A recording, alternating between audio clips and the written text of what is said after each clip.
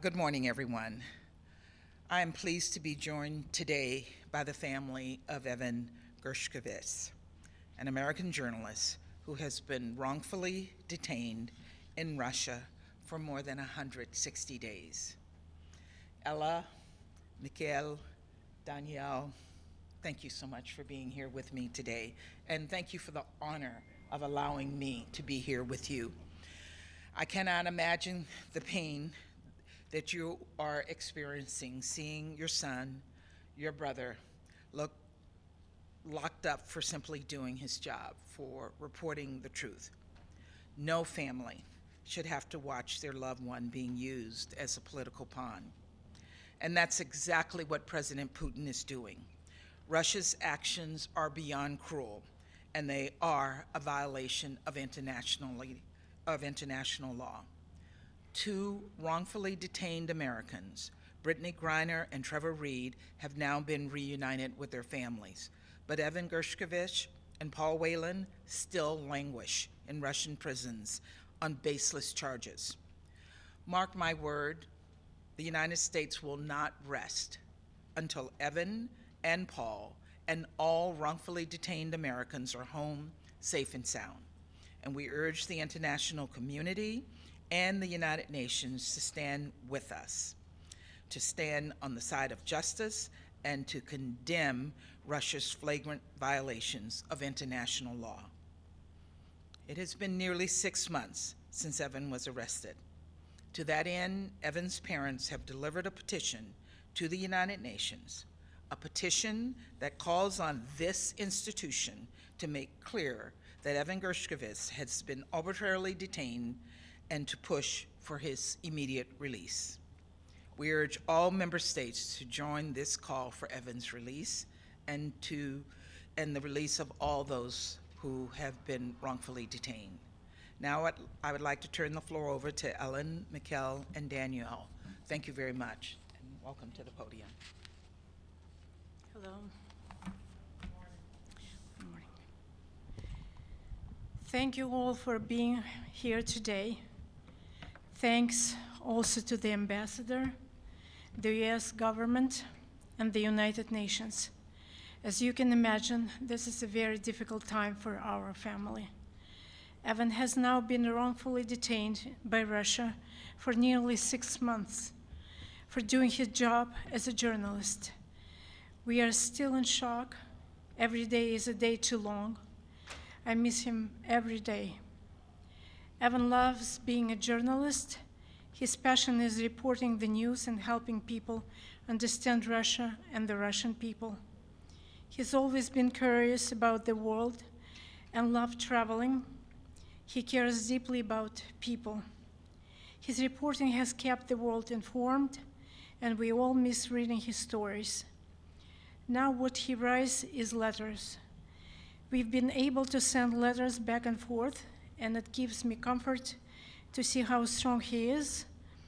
We are glad he's kept his sense of humor, teasing me that the prison food reminds him of my cooking. We are all very concerned, especially since it's been so long, and we want him to come home as soon as possible. The lawyers have filed a petition asking the United Nations to declare that Russia's imprisonment of Evan is wrong and unlawful. We hope this will help bring Evan home sooner. And I'll now pass the microphone to Mikhail to say a few words as well. Thank you all. Hello. Our thoughts are with our son Evan as he endures this difficult time in Russian prison. We know he is strong, but the past several months have been a nightmare for our family. It has also been trying for Evan's many friends and colleagues. We hate to think of what Evan is going through simply for doing his job. My family is encouraged to know that so many people around the world also want Evan released. We are grateful for all the support Evan has received.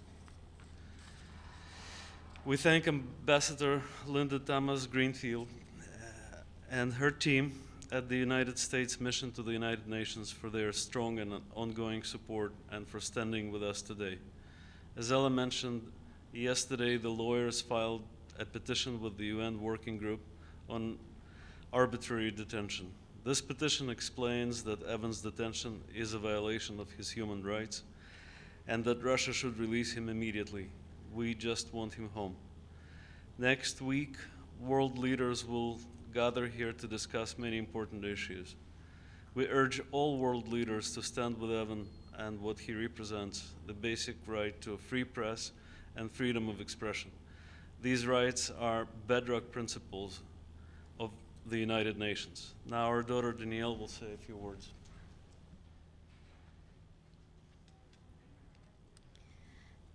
Evan should not be in prison in Russia, and my family should not be here today. Instead, we should be planning for Evan's next visit home, where he would tell us all about his amazing travels and experiences. We should be planning for his birthday next month and deciding how we can possibly match his talent for finding the most thoughtful gifts for his family and friends. We should be laughing together and arguing over what he and my dad are going to make for dinner. Evan should be doing the important work of helping people understand matters in the world that affect us all. Instead, we are here to remind the world that Evan is innocent and journalism is not a crime. We ask that world leaders help find a solution to secure Evan's release. If this can happen to my brother, it can happen to any journalist trying to report the news. We just want Evan home. We miss him more and more every day. We are thankful for everyone who is standing with Evan and our family during this difficult time. I'll now turn it over to the U.S. mission. Everyone. So Ambassador Thomas-Greenfield can take a question or two, and if there's any specific questions about the petition, we have a representative for the family here as well to take those. Sorry, so Pam, thank you. Thank you. It's Pamela Falk from CBS News. Thank you to you all for being here and to the ambassador. My question is to the ambassador, what is, well, that may be to Jay, what is the status of the petition? But to the ambassador, is there a possibility of a swap? And is the U.S. working with Germany on the person who has been identified as a possible swap? And perhaps to Ella and Mikhail, can you tell us anything about Evan's mood in the, once the 6-month mark has passed?